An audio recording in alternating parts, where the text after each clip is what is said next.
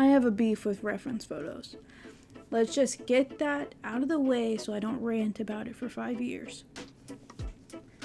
And it's more like a past tense beef with reference photos, and more so now like a beef with the fact that there is a low-key stigma to not use reference photos or not plan out your drawings, which in my mind does not make sense.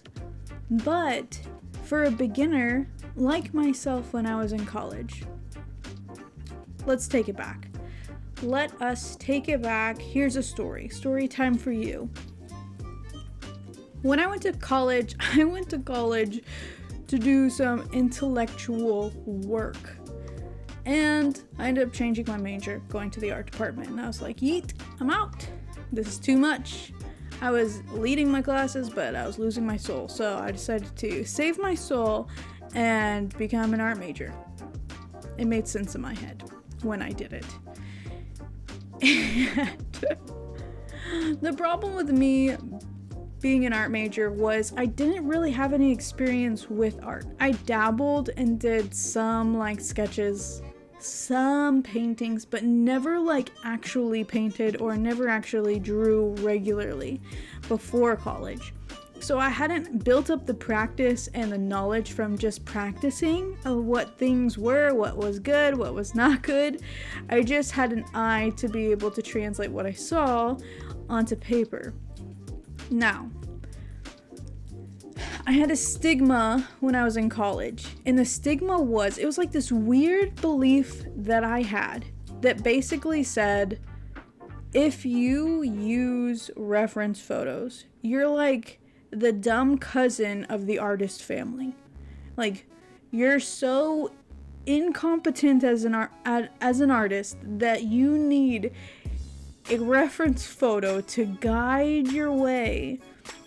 And I was so pious and so just like haughty about it. And so it was fine because I was studying like portrait realism. And we would take, I thought it was fine if portrait realist painters used reference photos because they needed to see the absolute details to get the absolute results they wanted. But that line of thinking didn't translate to everything else, which is a shame.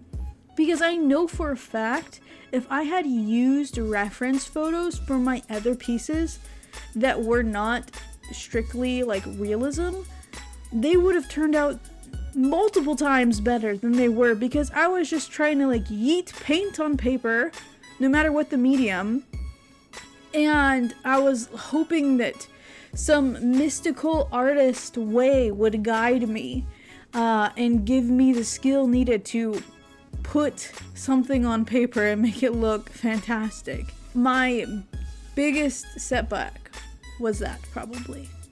Honestly, I think I would have been an exponentially better artist if I had actually used reference photos. And this is the reason why I believe that. If we look back at art history and the way that masters taught their apprentices how to develop the skill to become a master, what they did was they copied the master's work. They spent the first years of their apprenticeship just copying work. They copied the way that the master painted this and this, and they copied the way that they did water, they copied the way they did clothing and ruffles, and the way that the light came up on other objects. And it wasn't until years after they practiced and copied the masters that they were able to adapt the skills they had learned from the master and then create their own stuff. And I don't know why nobody told me that in a way that I could comprehend in art school. I feel like the information was presented, it must have been presented, but I could not hear it. It did not translate for me. I just needed somebody to tell me it's okay to use reference photos to create something amazing. Here's the sitch though with reference photos. I'm not saying use a reference photo and translate it one for one. I'm saying if something inspires you, like you take a picture of clouds and they really inspire you, but you don't like the way that the trees are around the clouds or the way that the landscape is, then what you can do to use your creative ability is go into Procreate or Photoshop, or it doesn't even have to be digital, but I prefer using Procreate to I create reference photos for my paintings. And you can do this with just regular old sketchbook and some coloring pencils to get the colors down.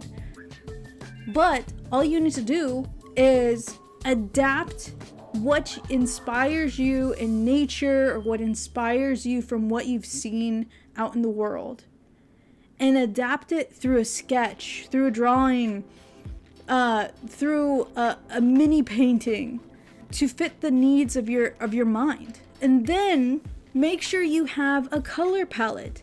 This is another thing that I felt like I was not taught in school. Make sure you have a color palette before you go in, or else you can end up just like flailing colors everywhere and it ends up being a hot, muddy mess. Go in with a game plan. Pick out the colors you want to use. Keep it limited if you are a beginner and you don't know how colors interact with one another. Keep it a small selection in the beginning, and then have a game plan or a sketch, and you can render it out as much as you want. And what that means is you can have it like as completed as you think you want it. Get a color palette, and then prep your canvas, prep your panel board, prep whatever you're painting on or drawing on or whatever you're doing. If you're making pottery, prep the materials and then set to work. You now have a map. You have a quest map to complete your quest. You know everything that you need. You know all the colors that you want. So you're not in the middle of your project looking for a color, trying to figure out if something doesn't match or doesn't fit or whatever. You're all prepared. Think of it this way. It's like a chef. A really efficient chef will chop up all the ingredients, prepare all the ingredients before they start cooking. And then once they're ready to throw everything in the pot or put everything together, they already have everything ready so that nothing gets overcooked or undercooked. Everything is cooked within the time limit that is perfect for those ingredients. And the same is for art. You go in with a vision. You go in with a quest. You conquer the quest because now you're not making radical decisions in the middle of your creative process. You don't have to use your mental capacities while you are in this creative zone. You can just zone out, go in this creative space. You don't have to make any decisions because you've already made all the important decisions you need, and you can enjoy the process. It's like the most liberating thing. Reference photos are liberating. Sketches, drawings, anything that gives you help in the beginning and frees up your decision making in the creative process is freedom. All that to say, use sketches, plan it out, find your color palette, do it before your next project. You will see exponentially better work come out if you decide not to just like yeet out inspiration. It doesn't work like that. There's a process. Do all the heavy lifting before you start your project, and it will come out fantastic because you're not thinking in the creative zone. Try it. Tell me how it goes. I will see you guys in the next video.